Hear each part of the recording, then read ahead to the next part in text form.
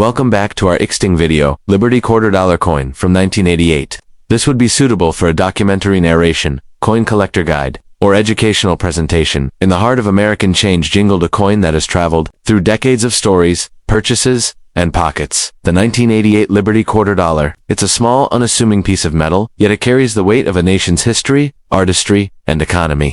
The 1988 quarter belongs to a long-standing tradition. The Washington quarter series, first introduced in 1932 to commemorate the 200th birthday of George Washington, the first president of the United States. Designed by sculptor John Flanagan, the obverse side features a left-facing portrait of Washington, an image that would endure on quarters for nearly 7 decades. Though popularly referred to as the Liberty quarter, the coin officially belongs to the Washington quarter family. The word Liberty is prominently engraved above Washington's profile, a reminder of the nation's founding ideals. By the obverse side of the 1988 quarter showcases John Flanagan's original design, George Washington's stoic visage, the word Liberty arching above, and the national motto, "In God We Trust," to the left.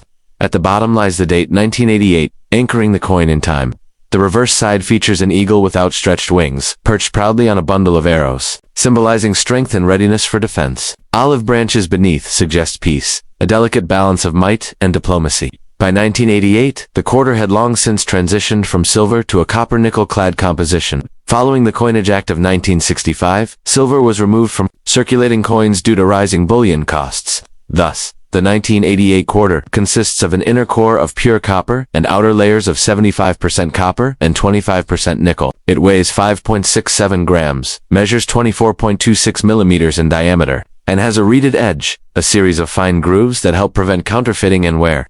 3 primary mints produced the 1988 Washington quarters: the Philadelphia Mint, with no mint mark. The Denver Mint, marked by a small D beneath the eagle on the reverse, and the San Francisco Mint, where proof coins were struck with an S mint mark, primarily for collectors. Each mint played a regional role in distributing currency across the United States. The Philadelphia and Denver mints served the general economy, while San Francisco catered to numismatists and the U.S. Mint's proof set programs. In total, over 1.1 billion 1988 quarters were produced. Philadelphia, no mint mark, approximately 562,052,000 coins. Denver D, 596,810,688 coins. San Francisco S proof only, 3,262,948 coins. These staggering numbers reflect the coin's role as a key piece of everyday commerce in a rapidly growing economy. Circulated 1988 quarters are common. Found in vending machines, grocery store change, and piggy banks, they bear the nicks, smudges, and stories of decades. Yet, for collectors, condition is everything. A coin in circulated condition might be worth its face value to 25 cents, or slightly more if well preserved. But an uncirculated quarter, one that never left the mint's protective packaging, can be a different story. These coins show full luster, crisp details, and no signs of handling. They're graded on the Sheldon scale, with grades like MS60 Mint State to MS67 or higher. Mint State 65 MS65. 1988 quarters from either Denver or Philadelphia can fetch $8, $20 in the collector market.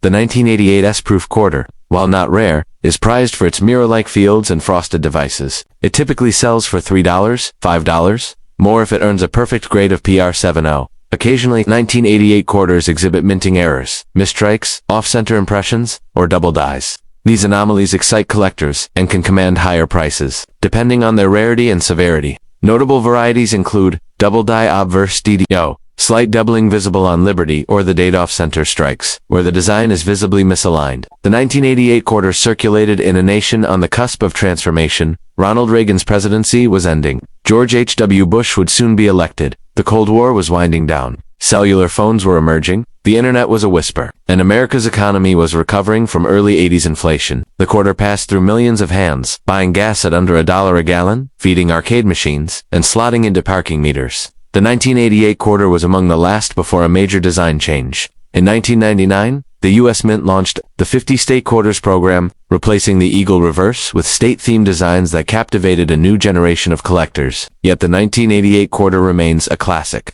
It stands as one of the final chapters in the long run of the original Washington quarter before the modern era of commemorative coinage began. Though minted in the billions, the 1988 Liberty quarter is a silent witness to late 20th century America, a symbol of everyday life and national pride. Whether tarnished from travel or shining in a collector's case, this little coin reminds us that history doesn't always sit in museums. Sometimes, it rattles in our pockets, forgotten, until we stop and take a closer look. Closing music. soft fade, patriotic look for well-struck, uncirculated 1988 quarters with sharp detail and minimal contact marks. These have the best long-term value. Proof versions with deep cameo contrast are also highly collectible. Would you like this in a PDF format, with images and tables, or turned into a video script or presentation?